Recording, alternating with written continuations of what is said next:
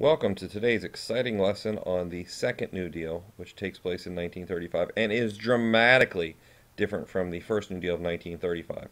Let me give you a specific example. In the First New Deal, there's a program called the PWA, or the Public Works Administration. In the Second New Deal, they just rearrange the letters and call it the WPA. Well, actually, it's a little bit different, and the groups that are served are a little bit different. So let's take a look. The Second New Deal starts in 1935 and, of course, is during the election cycle for FDR as he looks towards 1936. But the New Deal and the Second New Deal really aren't about him as much as they are about them. The millions of people who are unemployed and, as a result of that unemployment, starving, homeless, and desperate. Sometimes it's large groups of people, and sometimes it's families like the migrant mother that we see here with their children, and we'll look at this in class. There's a quote that we want you guys to look at and to think about, and you're going to stop this YouTube clip after I read it, and you're going to answer it on the sheet provided.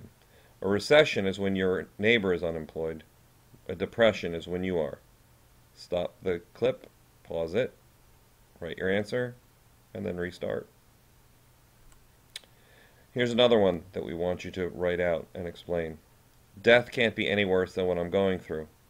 Both of those quotes, by the way, are anonymous. Stop the clip. Write out your response.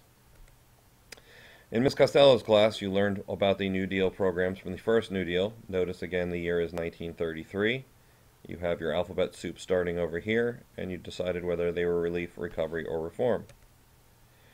So the next thing we want you to do is look at this question: which groups of people have been helped by the First New Deal?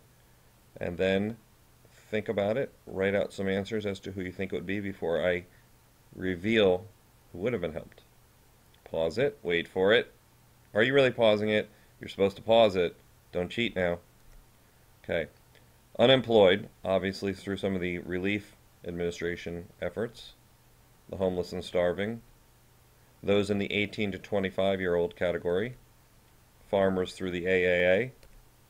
And investors in bank and stock market who would now be helped by the FDIC. We're going to ask you to stop this again. Which groups of people had not been helped by the First New Deal? Think about large groups of people who had not been helped. Pause it. Did you pause it? Did you? Really? Are you being honest? Good. Here's another question for you to answer on your sheet. Which would be a worse situation? A, to be a 25-year-old who had lost $50,000 of their savings in a run on the bank, or B, a 65-year-old who had only lost half of that $50,000 saving through the collapsing stock market. Now you might think to yourself, oh, this is so easy. Of course it's the 25-year-old because they had the $50,000 lost, whereas the 65-year-old only lost $25,000. But think deeper about this. The 25-year-old has the rest of their life to get that money back.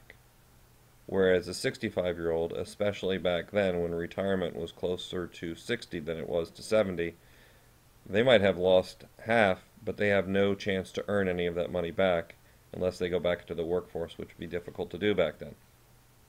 So the answer, to me at least, would be B. Even though they only lost half their money, they don't have the rest of their life to earn it back. And this brings us to the most famous of the New Deal programs, Social Security Act. Social Security, which you've probably heard about before because A, you have a Social Security number that your parents use when they do their tax forms, and B, your parents pay a Social Security tax every year like your teachers do.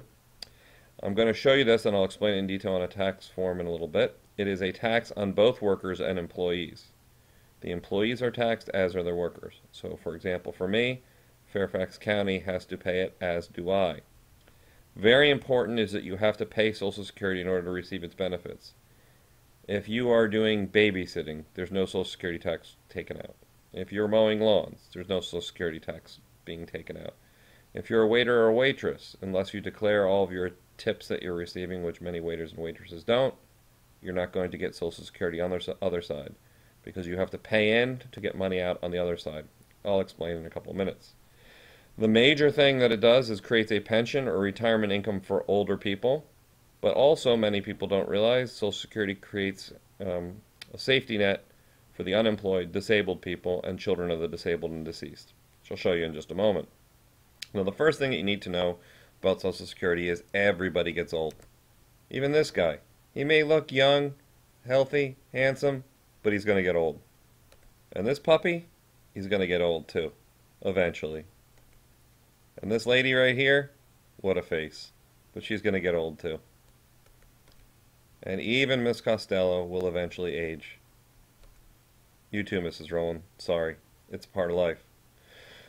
So, we all get old eventually is the idea here, and because we all get old eventually, it's nice that Social Security is in place. Although, of course, if you've been listening to the news at all, what was signed here in 1935 is sometimes in jeopardy because Social Security is a very, very expensive program.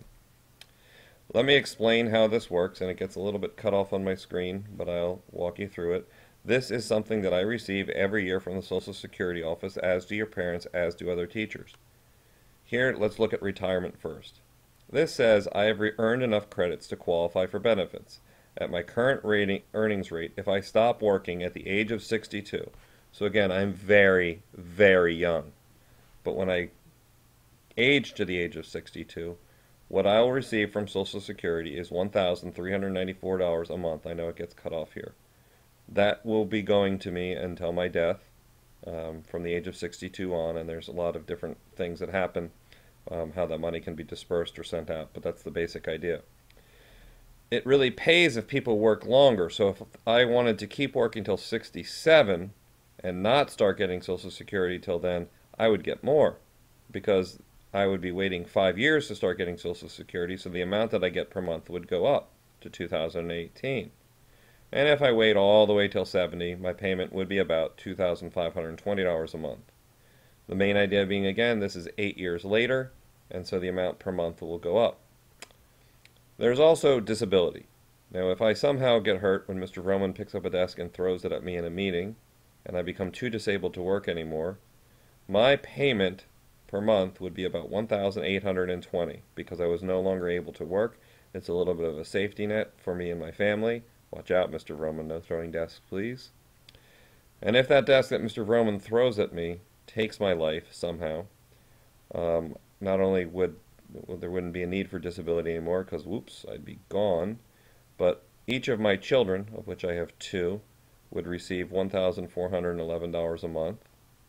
My wife would also receive $1,411 a month, and so on, so that my total benefits would be about $3,293 a month.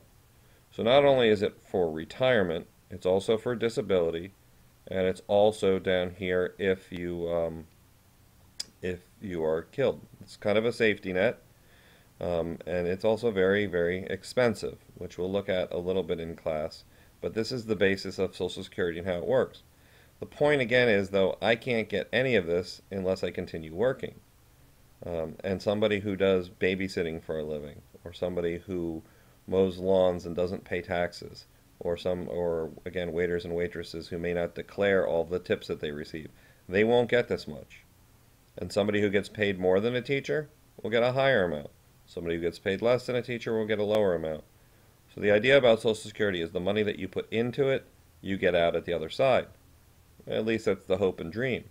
One of the major problems is, of course, that Social Security might go bankrupt, because right now our country is getting older and older and older. Want some proof? Look at these guys. Eventually, these guys will all be retired. And when they're retired, you're paying for their Social Security. And if there's a whole lot more of them than there are of you, Social Security is going to run out of money. And that's what they're projecting, because we have a lot of people who are now hitting their 60s and 70s and 80s. Not these guys, they're young, but eventually they'll get older. And those that are hitting their 60s, 70s, and 80s are retiring, and they're starting to get this money. Who's paying for it right now? These guys, at least the young version of these guys. Who's going to pay for it when they get old? You guys are. And the problem is, if there are too many old people, this money will be too much of a tax on the government and its people, and may eventually go bankrupt. Who's going to fix it? Our government! Let's hope so, because otherwise you won't get any money when you're older. Anyway, that's Social Security. Let's move on.